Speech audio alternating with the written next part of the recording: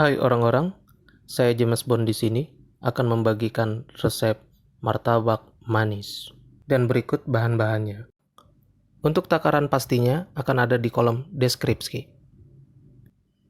Di sini ada keju untuk topping, bebas apa saja. Bisa menggunakan coklat, bisa menggunakan kacang, wijen, gula, minyak sayur, apa saja. Bisa daging, bisa sosis, bebas. Asal jangan hand sanitizer. Di sini ada mentega.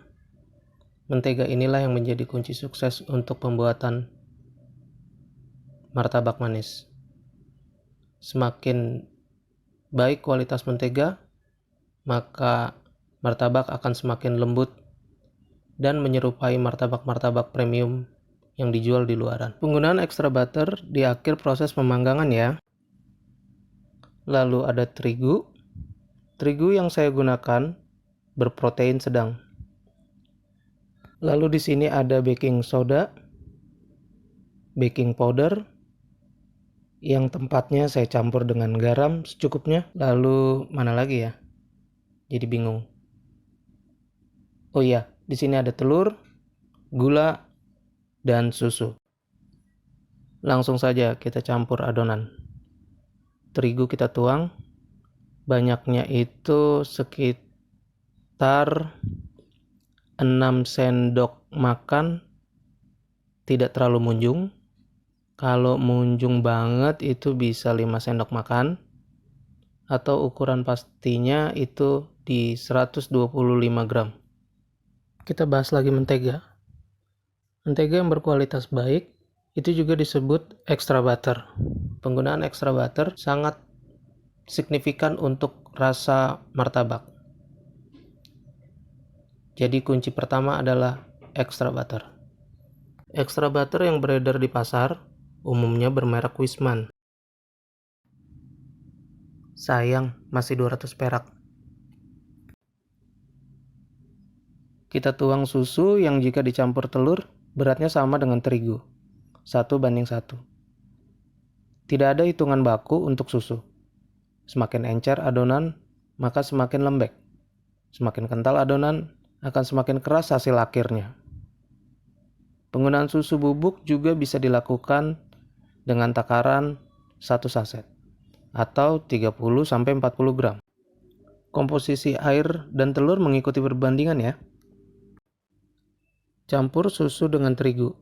Aduk hingga terigu tidak ada yang menggumpal.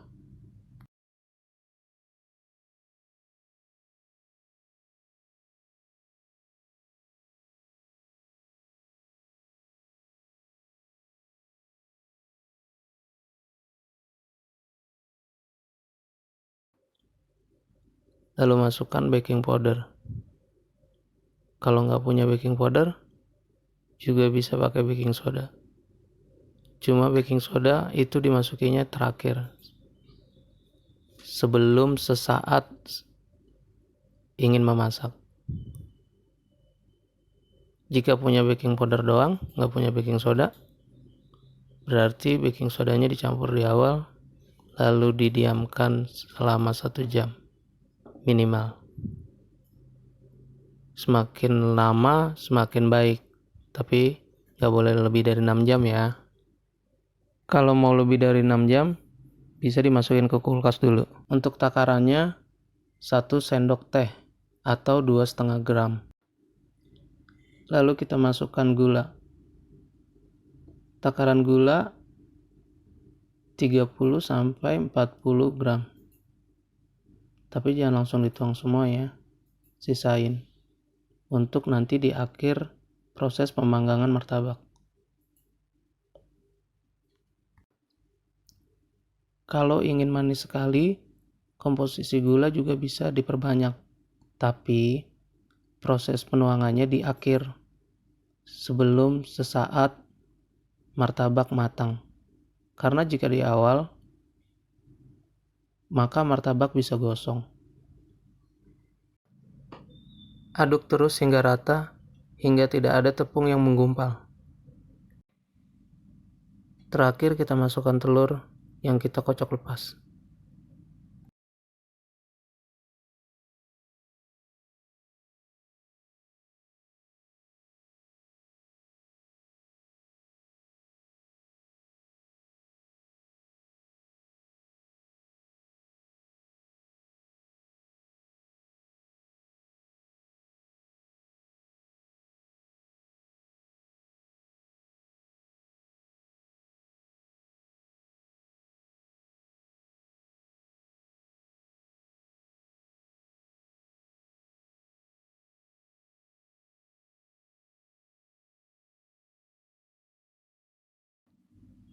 Sayang, masih 500 perak.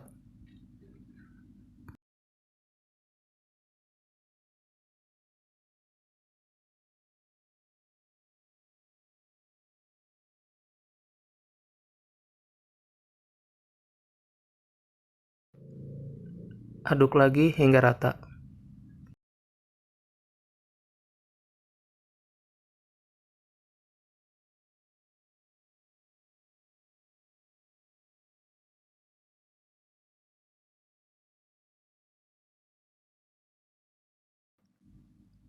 Ini benar-benar mudah bikinnya.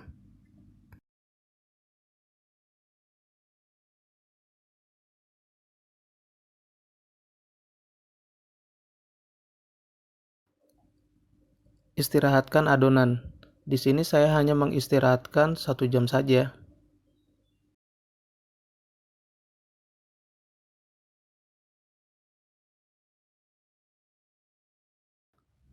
Sebelum masak, masukkan baking soda 1 sendok teh atau 2,5 gram.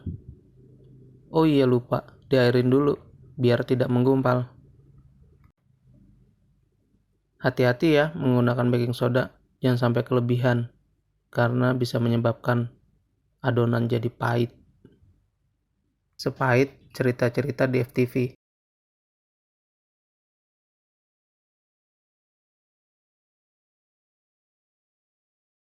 Di sini saya menggunakan teflon dengan ukuran berdiameter 23 cm untuk diameter atas dan 15 cm untuk diameter bawah.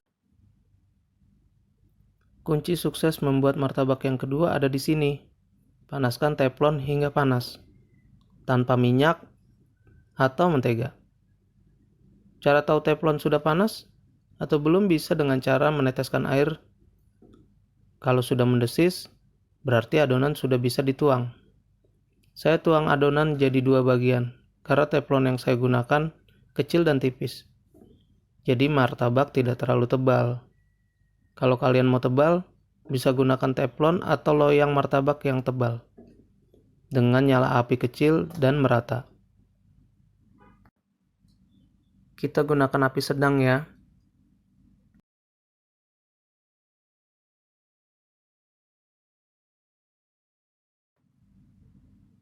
Lalu kita putar-putar adonan untuk membentuk pinggir martabak. Pinggir martabak ini juga berfungsi untuk mengetahui tingkat kematangan. Jika pinggir martabak sudah berwarna coklat, artinya bagian bawah martabak juga sudah berwarna yang sama. Itu artinya kita sudah siap-siap untuk mengangkat martabak agar tidak gosong. Adonan yang berbuih dan berlubang seperti ini sudah pasti hasilnya akan bersarang. Selanjutnya kita tuang lagi gula yang sisa tadi. Nah, kita bisa lihat pinggir martabak sudah berwarna coklat. Adonan atas sudah hampir kering semua. Sekarang kita tutup, lalu matikan apinya. Gak perlu lama-lama, kita angkat aja langsung martabaknya. Kita ambil dari pinggir. Tuh, lihat. Coklatnya. Bagus banget kan? Ini udah pasti enak. Gak mungkin gagal. Gak perlu pakai topping juga. Pasti enak. Tuh, lihat. Bagus kan? Warna coklatnya sempurna. Sebelum teflon digunakan lagi, dilap dulu pakai kain agar tidak ada sisa-sisa dari adonan martabak yang pertama. Lalu kita tuangkan adonan yang kedua. Putar-putar lagi adonan seperti tadi. Sambil menunggu matang, saya akan mengoleskan extra butter ke martabak yang pertama.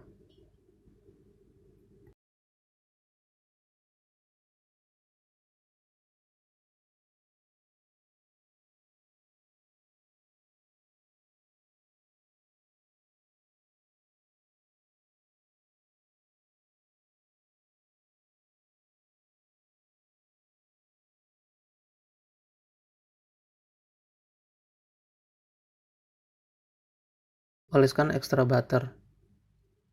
Jangan takut-takut olesinnya. Banyak juga nggak apa-apa kok. Tapi jangan kebanyakan banget. Nanti berminyaknya sampai ke tangan-tangan netes-netes. Ini tadi udah diolesin waktu masak martabak yang kedua. Jadi saya tinggal olesin dikit lagi.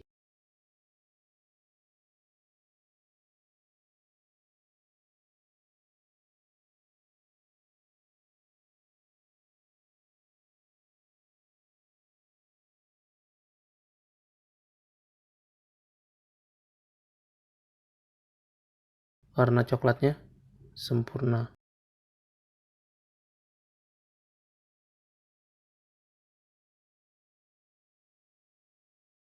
Berongga ya. Kalau udah kayak gini, topping apa aja jadi enak.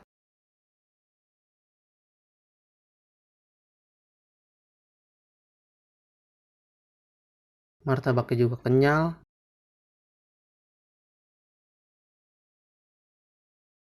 Kita potong-potong ya.